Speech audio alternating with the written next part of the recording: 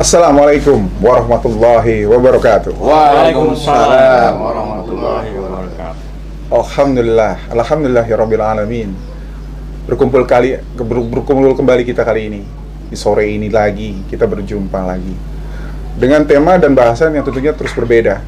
Insya Allah dengan tema dan bahasan yang berbeda, kita harapkan kita mendapatkan ilmu dan manfaat bagi kita semua. Amin. Kali ini saya menghadirkan dua saudara saya, Bapak Agus dengan Bapak King of Mongol. Oke, sore ini kita mempunyai tema atau bahasan yang sebenarnya ini sedang kita alami. Maksudnya kita alami adalah kami sedang mengalami juga, bahwa sesungguhnya kami ini sudah mempunyai anak-anak yang sedang dalam pertumbuhan kepada remaja, atau biasanya dia terkenal dengan saat ini adalah kaum milenial. Sungguh banyak juga kesan dan pesan dari mereka, bahkan bisa dibilang begitu atraktifnya sehingga kok begini ya ada kehidupan kita sekarang ini. Bahkan sudah banyak sekali viral di dunia maya bahwa pergaulan antara sesama sejenis juga udah dari muda kayak gitu.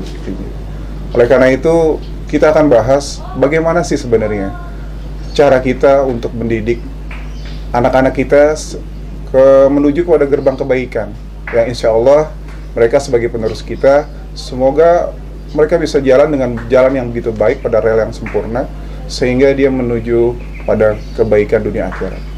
Oleh karena itu, langsung saja Pak Agus, kita kan berdua sama nih, punya anak yang sudah mulai tumbuh dewasa, kenakalan remaja begitu ininya gitu Pak.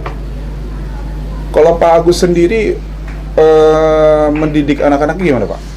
Ya, terima kasih Mas. Ya. Kita sama-sama belajar ya dalam hal ini, karena tentunya anak-anak kita ini tanggung jawab bersama.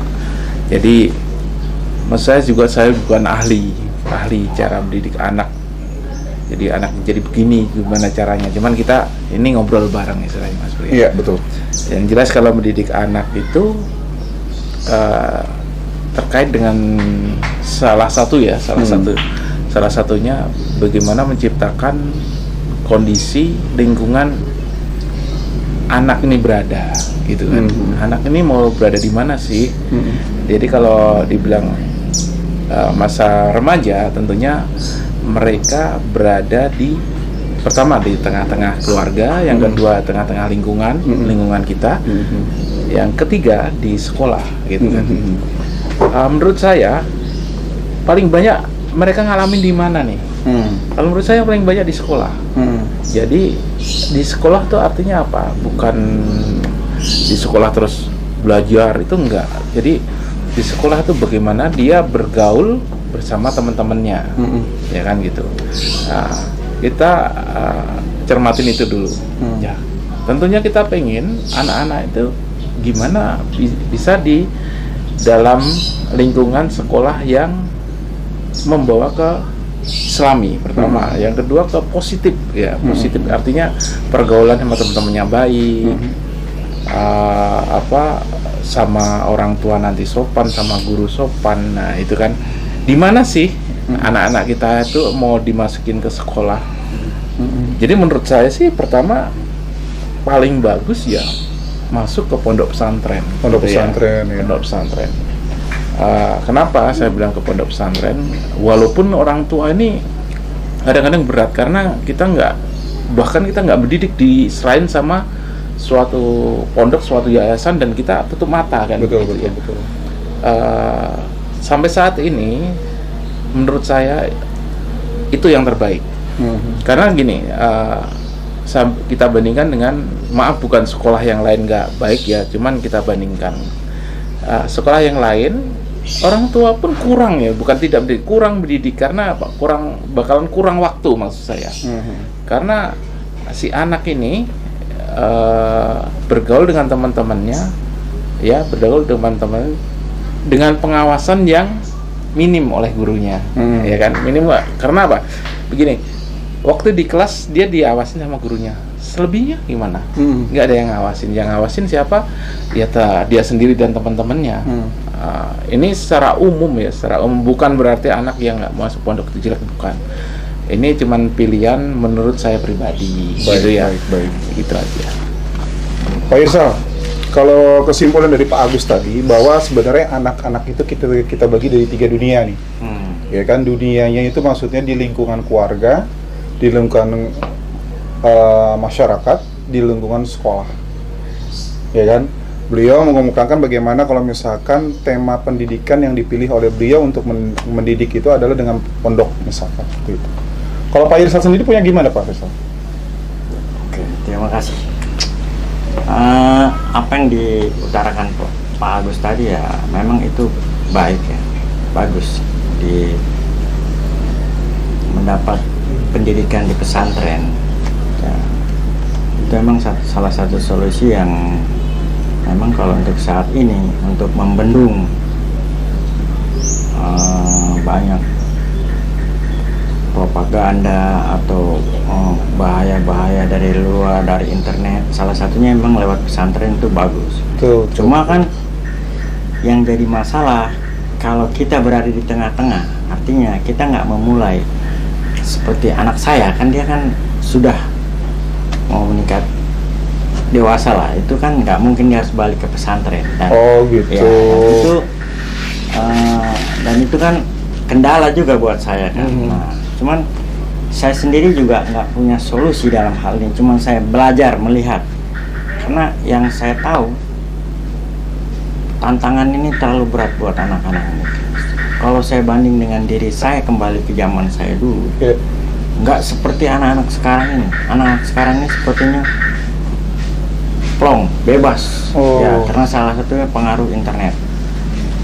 Mereka memang di sekolah dapat pendidikan dari guru secara cukup lah ya.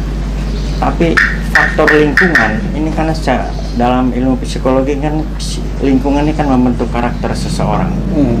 Di sekolah itu paling kalau saya nggak salah dari sekitar 35% lah, 65%-nya dia dapat dari luar. Anak itu menjadi seperti apa. Nah, jadi adalah tanggung jawab orang tua jangan sampai anak ini keluar dan terlepas dari jalur yang benar kan. Nah ini bukan persoalan yang gampang kalau buat saya pribadi. Betul.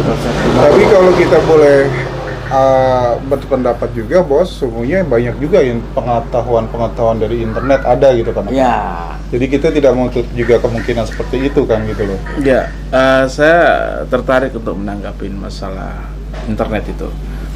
Jadi gini Mas Bro, internet itu emang keterbukaan ini ya, kita sebut keterbukaan ini, itu memang sangat bermanfaat bagi semua anak ya, semua anak yang bisa memanfaatkan secara benar. Secara benar. Iya. Bayangkan aja Bro.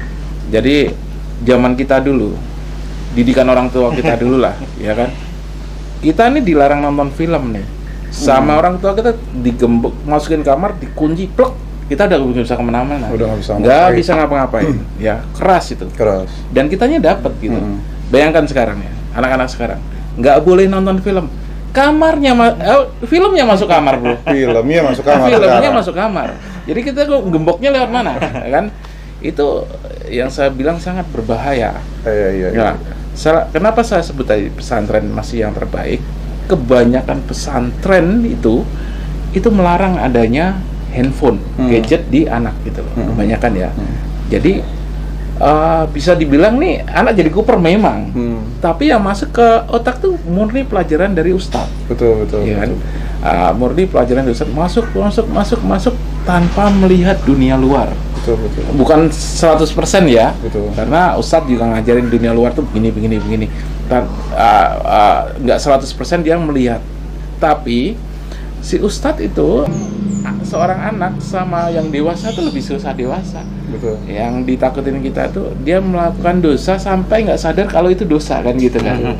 Nah makanya dari anak kita yang masih remaja itu sangat penting kita memilih sekolah.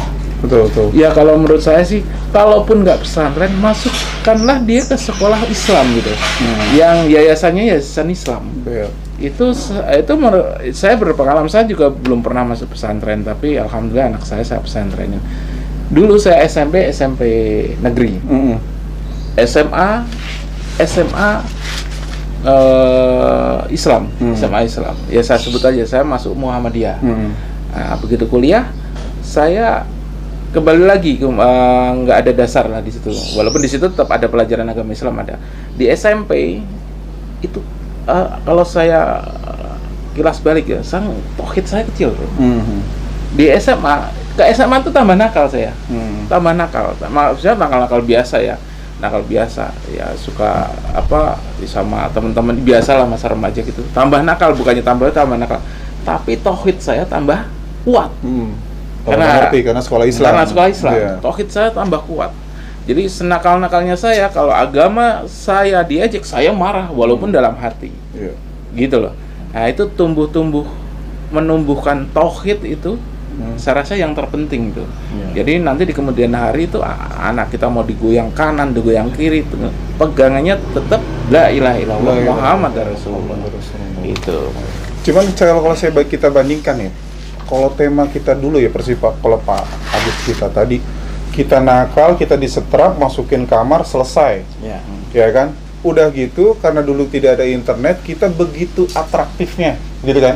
Bikin mainan entah dari mana lah, entah dari mana, kan seperti itu kan. Jadi kalau saya lihat permasalahan sekarang itu karena ada di internet, ya kan? Memang banyak kebaikan di situ, ya kan? Tapi proses kreatifnya seorang anak tuh jadi berkurang. Apa bisa gitu nggak kira-kira? Begini ya Pak.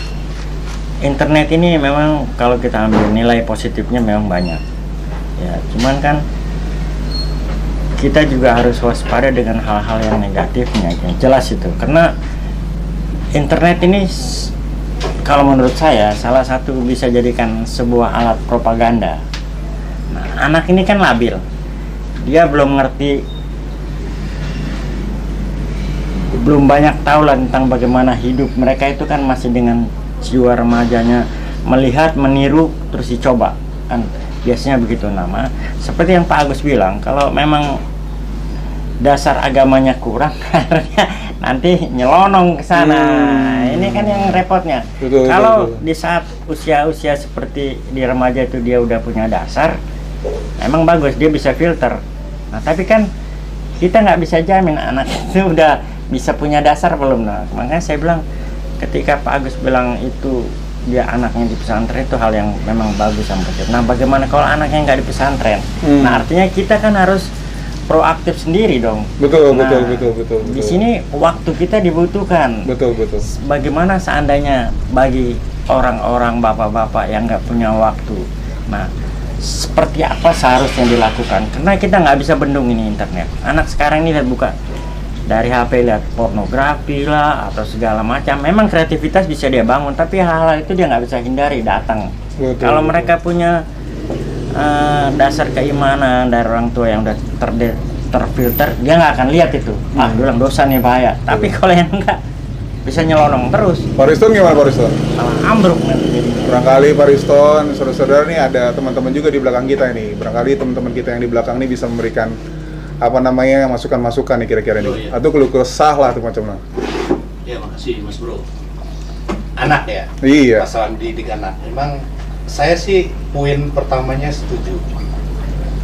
Untuk masalah pendidikan, sebaiknya memang kita seperti kata Pak Agus, pondok. Karena di situ memang terkendali ya. Secara akidah, pengawasan.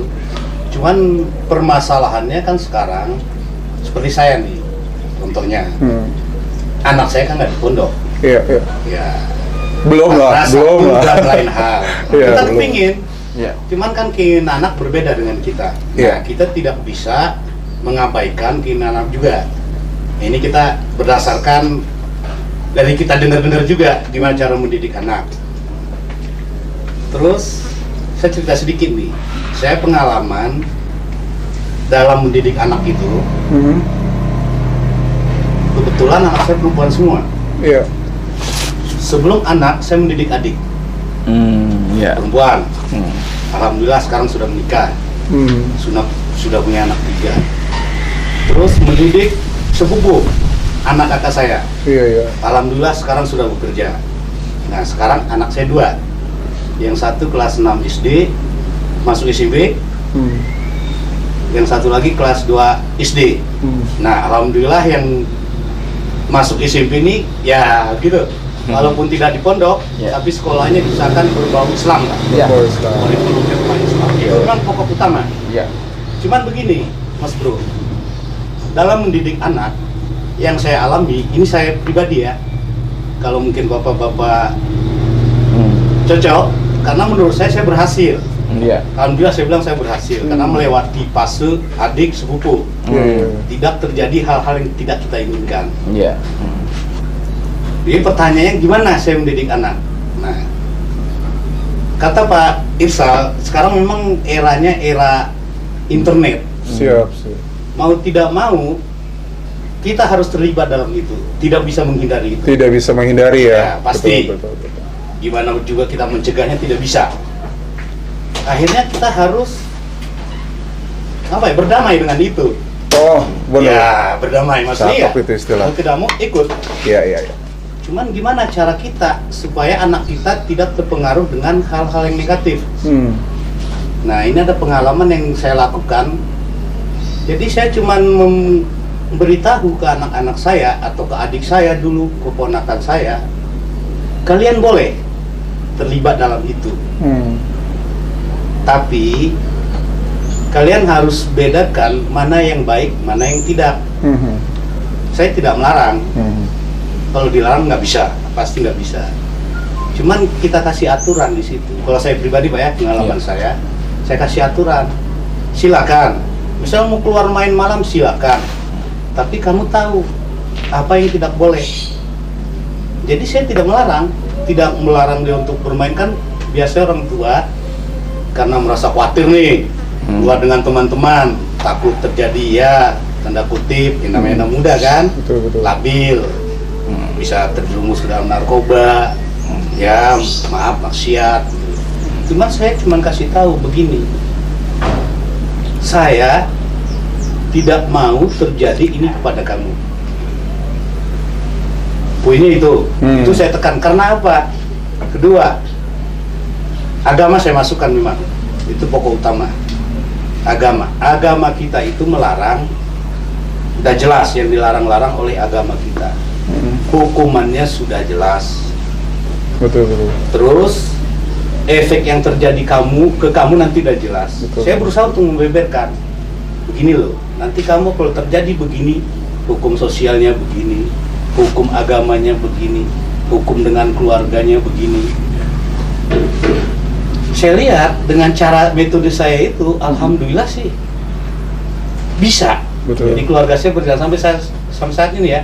Saya anggap ya alhamdulillah berhasil lah. Ponakan saya dengan adik saya itu dari kecil sama saya berdua. Bagus. Gitu Mas. Jadi Kan ide menarik nih dari Pak Iya. Riston nih. Udah ada Iya. berdasarkan bukti nih bahwa set goalnya itu adalah kita memasukkan dulu ke pola pikir anak bahwa mana yang baik dan mana yang buruk. Iya. Kalau misalkan metode di pondok jelas lah seperti Iya. itu. Tapi tidak menutup kemungkinan juga ketika mereka keluar dari pondok pun akan terjadi. Iya. Ya seperti itu kan. Jadi menurut saya gini Mas. Alhamdulillah anaknya Pak Riston berhasil mendidik anaknya itu kita Iya. syukurin. Tapi ada berapa banyak tuh yang merasa nggak berhasil Pak, kan gitu kan.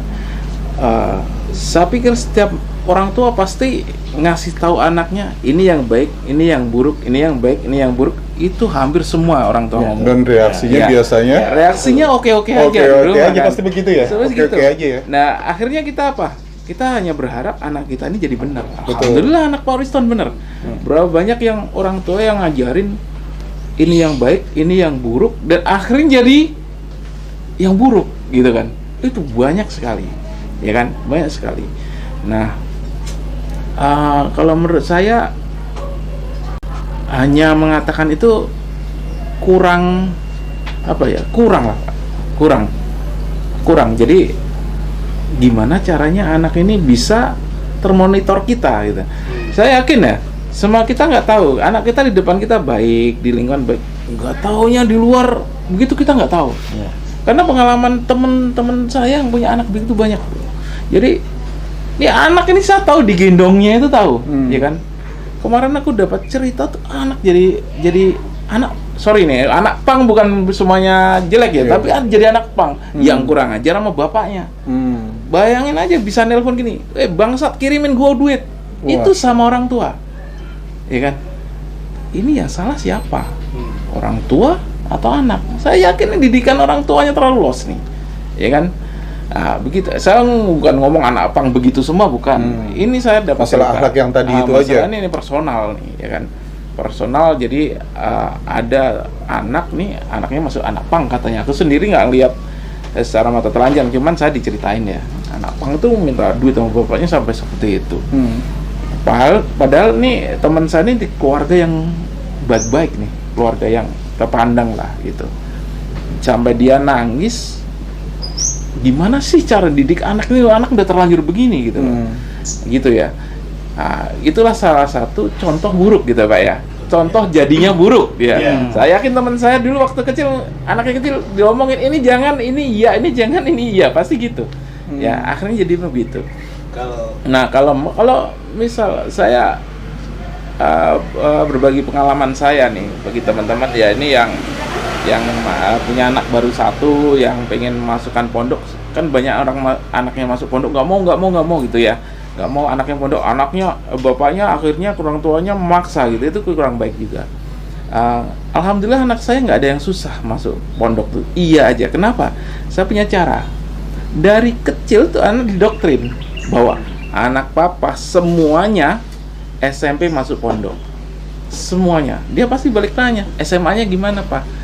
Boleh ke bukan pondok tapi tetap sekolah Islam. Itu semuanya anak tuh dari SD anak saya udah tahu bakalan masuk pondok SMP gitu. Bahkan yang sekarang jangan kelas 4 tuh anak saya Rasya itu kelas 1 kelas 2 dia udah paham kalau SMP nanti bakalan ke pondok. Dan akhirnya dia kan cerita sama teman-temannya, SMP di mana kalau udah menjelang lulus, sama masuk pondok gitu. Jadi begitu masuk pondok itu dia seakan-akan dia terima.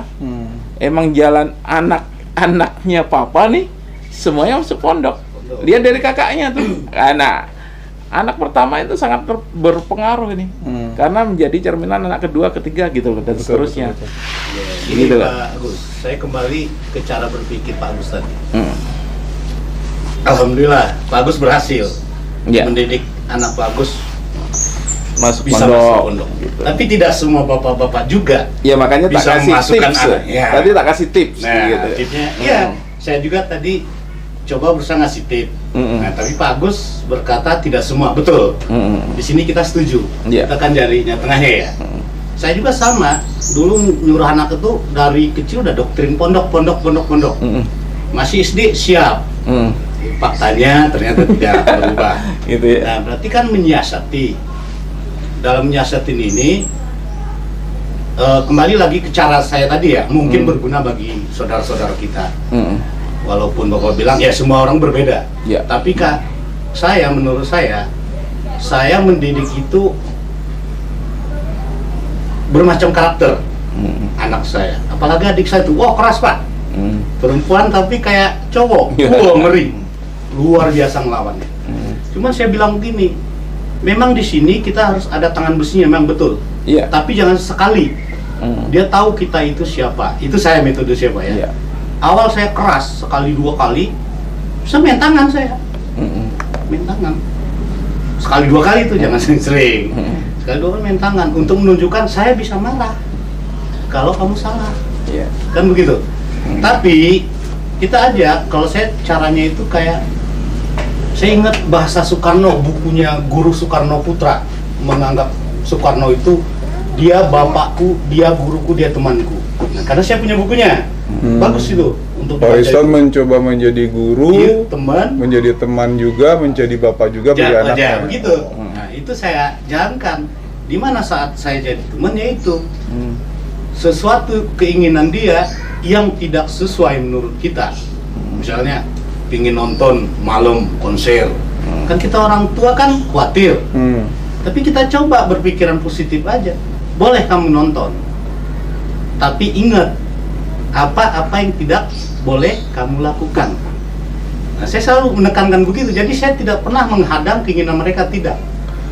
Tapi boleh kalau sampai saya ambil kesimpulan sih begini, Pak Riston alhamdulillah sukses dengan caranya. Ya. Pak Agus bisa dibilang sukses juga dengan caranya. Ya. Cuman yang dipermasalahkan ini kalau kita ngambil tengahnya, dari masing-masing cara itu bisa belum tentu juga bisa berhasil bagi orang lain, Ya, kan gitu kan? iya, betul. Belum tentu juga bisa berhasil bagi orang Kita lain berbagi gitu kan. cara. Kita kan sekarang Ya. sedang lagi berbagai cara gitu loh. Sekarang Pak Irsal saya cuma nanya, tadi itu di lingkungan baru lingkungan keluarga nih. Bagaimana cara kita mendidik agar anak kita masih stay-nya bagus lah di situ. Sekarang untuk lingkungan sendiri, lingkungan di sini pengertiannya di luar daripada sekolah. Kalau sekolah kita tahu bahwa anak kita menjadi anaknya sekolah, anak gurunya, kan gitu kan.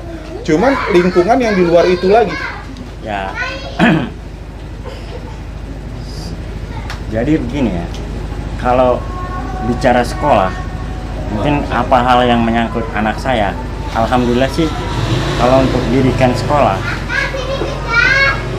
nggak ada masalah itu. Artinya anak saya oke-oke aja, semua berjalan baik lah ya. Untuk sendiri. Saya dengan sekolah itu saya nggak terlalu khawatir. Saya justru khawatir di luar sekolah. Cuma karena saya kan lebih banyak tidak berkumpul dengan anak saya kan, dengan basic saya kan. Jadi sebenarnya yang orang berperan mendidik anak saya itu istri saya, karena kan saya pelaut. Oh iya. Popeye ya. Iya, iya. Nah makanya saya berterima kasih Pak. Istri saya keras, almarhum itu. Walaupun karena dia mendidik anak itu, memang anak-anak saya itu semuanya SD-nya sekolah dasar Islam. Itu memang ya, cuman bukan pesantren, sekolah dasar Islam. Ya pokoknya anak saya bisa ngaji semua lah, itu salah satu, dan saya Pak bersyukur. Irsal bisa kan? Ya alhamdulillah Oh, sudah iya. dididik. Kadang kan kita jadi orang tua tuh sukanya nyuruh Pak, tapi kita nggak bisa. Nah, Kan gitu. jadi di situ Ada teman saya kayak gitu, Pak, Bapak sih enggak. saya Saya juga bersyukur. begitu. Saya bersyukur dia Dulu nggak apa. SD-nya itu dia lewatin di sekolah-sekolah Kita Islam. nggak bisa. Jadi agama kan sangat penting, itu yang saya syukurin. Dan istri saya ini yang ngedidik, dia mandiri karena ya dia, dan saya sebenarnya nggak setuju dengan cara begitu. Cuman saya mau bilang apa, karena saya lihat oh ternyata Yang banyaknya beliau nih ya waktunya. dia yang lebih ini, Begitu. dan ini nggak ada masalah. Dia sudah, ya kebetulan, maaf ya, istri saya ini kan emaknya orang bule, turunan bule, jadi dididik itu anak itu udah mandiri. Jadi saya satu kali saya lihat, mah kenapa biarin aja, ntar dia oke. Saya dari basic keluarga saya selalu, anak itu jangan terlalu dibikin, dia belum saatnya tapi istri saya udah mencoba dengan cara oke, saya lihat ternyata hasilnya nggak terlalu jelek-jelek banget lah. Nah, dan saya syukur juga akhirnya memang dampak dari semua itu anak itu mandiri. Cuma kekurangannya di sini saya melihat ya, dari yang saya rasa bersaudara kakak beradik ini, dan kami, kalau saya keluarga saya selalu kakak beradik itu harus akur, saling mengisi lah yang ini. Nah kalau sifat mandiri yang dididik yang gaya bule ini harus saya mix dengan. Alhamdulillah sekarang berhasil ya. Ya alhamdulillah sih, saya senang kalau lihat mereka bercanda, ramai mereka ketawa, berbagi, dan saya senang itu. Oke. Ya, cuma kalau untuk seperti yang saya bilang bahayanya ini, yang saya nggak begitu serp. Ada hal-hal keluar dari omongan anak-anak saya ini yang dari bahasa internet ini. Nah jadi kalau mereka kumpul sama teman, keluar omongan-omongan, saya nggak suka yang kayak begitu. Seperti yang ngomong. Terus Bapak lakukan apa, Pak? Ya saya tegur lah. Oh, tegur Saya ya. bilang, kan kadang ini ada istilah menyebut anjing, jadi saya nggak mau itu. Karena saya kecil nggak ada kayak Oh, anak-anak tadi sekarang itu tabok ya, dulu. Masih kecil kita gitu jangan langsung. ngomong kayak begitu, itu nggak bagus nak kamu. Terus lama-lama saya dengar apa dia mau. Cuma Pak Irsal nggak menjawab pertanyaan saya tadi nih. Pertanyaan saya itu saya didengarin dari tadi lama banget, tapi nggak jawab nih. Betul-betul ya. Jadi saya maksud nih, kalau dalam segi internal tadi kita udah tahu lah. Kita secara apa namanya, Bapak udah punya gayanya sendiri, Pak Agus juga udah punya gayanya sendiri, Pak Risto juga. Ini yang jadi permasalahan ini terhadap lingkungan nih. Lingkungan ini memang harus kita bantu ciptakan atau gimana? Kita sebagai orang tua nih harus kita bantu untuk menciptakan kalau menurut saya. iya. Ya kan? Tentukan minimal di skala RT dan RW lah. Ya. Gimana Pak Gus? Iya, kalau menurut saya lingkungan tuh sangat terpengaruh, Iya. mempengaruhi. Lingkungan di rumah ya, lingkungan rumah itu gimana menciptakan lingkungan rumah itu Islami, sama tetangga rukun, gak ada masalah segala macam, saling bantu-membantu, gotong royong. Itu yang diciptakan ya kita harusnya, bapak-bapaknya. Gimana antar tetangga itu kita akur, gimana sama tetangga itu kita peduli gitu. Kalau ada yang kesusahan kita cepat bantu. Terus bagaimana kita hubungan kita sama masjid gitu kan? Sama masjid itu kita sholat 5 waktu di masjid atau enggak gitu kan? Nah, itu menciptakan lingkungan yang ibaratnya Islami dan kondusif lah. Betul. Gitu Mas Bro. Yang lebih menarik tuh saya sebenarnya gini. Ini nih rada melenceng sedikit Pak. Saya tadi sekilas terpikir, kita bicarakan aja kenakalan remaja ini ya. Kita anggap kenakalan remaja itu ada menurut saya ada berapa? Kita ambil 3 aja. Narkoba, terus tawuran, sama pacaran. Pacaran, ya Pak, kita nggak usah sebut pacaran lah. Pacaran. Ini menurut Bapak paling bahaya yang mana? Semua. Urutan levelnya, ya kan? Lu Mas. Narkoba lah Hah? paling tinggi. Nah, Menurut saya narkoba. yang kedua, Nah, kedua ya pacaran, nah yang ketiga tawuran. mati Bapak, entar Hah? anaknya kalau tawuran bahaya. Ya walaupun mati urusan Allah ya, Iya. tapi itu sangat berbahaya. Kalau Bapak lebih Kalau menurut saya, pasti. kalau menurut saya, narkoba. Saya pertama narkoba paling bahaya. Yang Iya, kedua, narkoba paling bahaya. yang kedua tawuran. Hmm. Yang ketiga pacaran. Pacaran naluri. Oh. Ya, bahkan saya nggak membenarkan pacaran ya. Yang sekarang paling juga nggak kalah bahaya itu homoseksual, Pak. Ya kan, homoseksual tuh bahaya. Paling nggak kalau Tapi anak ini kita kan, Pak. pacaran, Maaf, Pak, saya potong sedikit. Ah. Kalau Bapak ngasih kategori begitu, anak kita kan bukan cowok aja. Kalau untuk tawuran itu kan lebih ke cowok ya. Iya, Kita iya. kan berbicara umum. Oh Cowok, banyak Pak, cewek yang berantem banyak. Banyak. ya. gitu. Udah ada geng-gengnya Ya, sekarang. ah. Udah ada geng-geng. Udah Ada geng-gengnya, zamannya, ya. banyak di internet, banyak tuh yang jambak-jambakan segala Iya. macam. Aduh, itu menurut saya tetap itu hindarkan anak pertama dari narkoba, karena narkoba ini akan kemana-mana Pak. Ya. Jadi anak narkoba ini bisa dia timbul rasa berani, akhirnya tawuran juga. Terus jiwanya nggak terkontrol, bisa ke kriminal. pergaulan bebas, gitu kan, ya kan?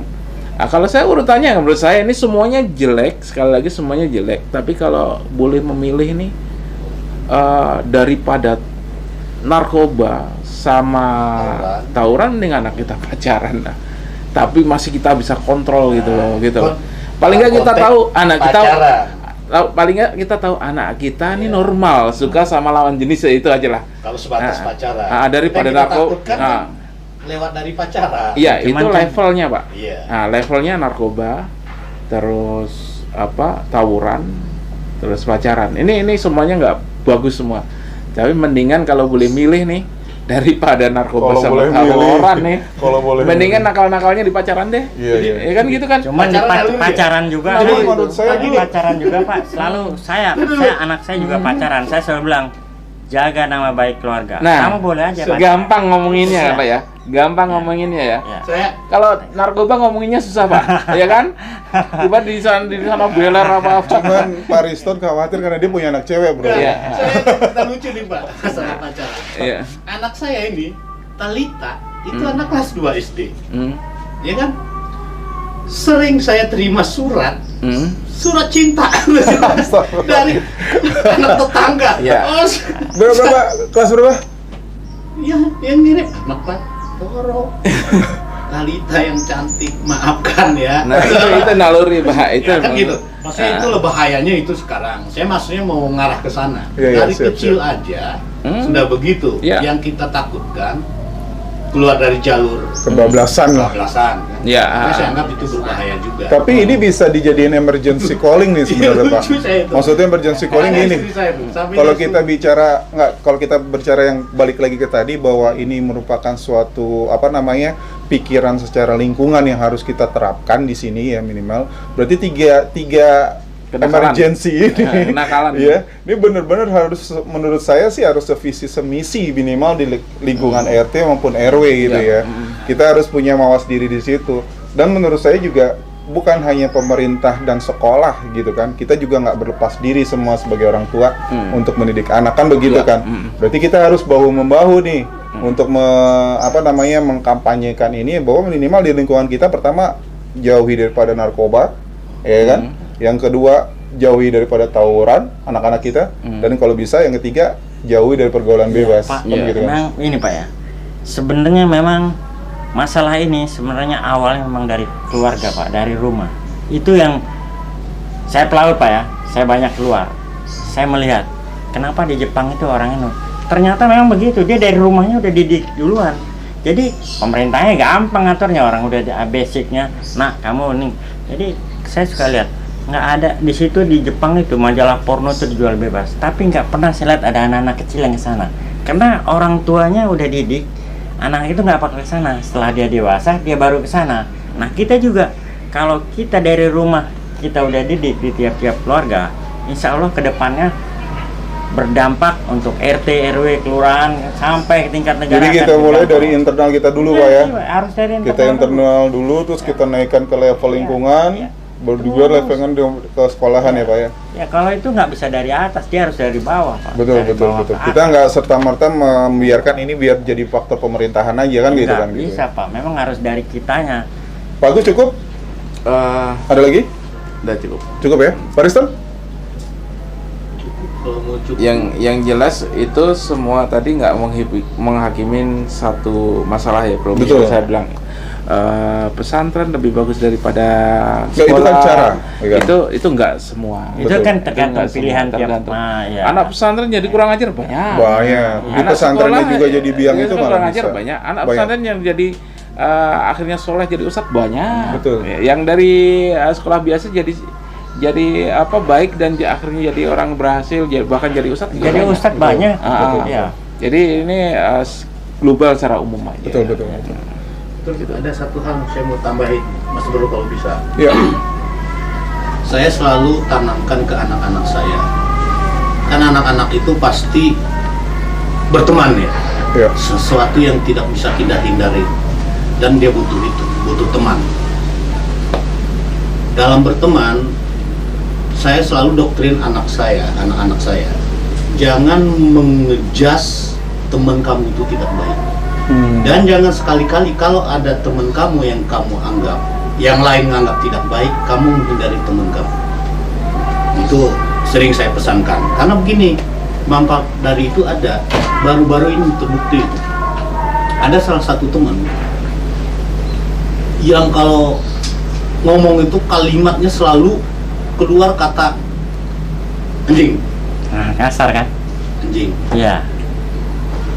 Saya pernah tegur, dan saya tegur.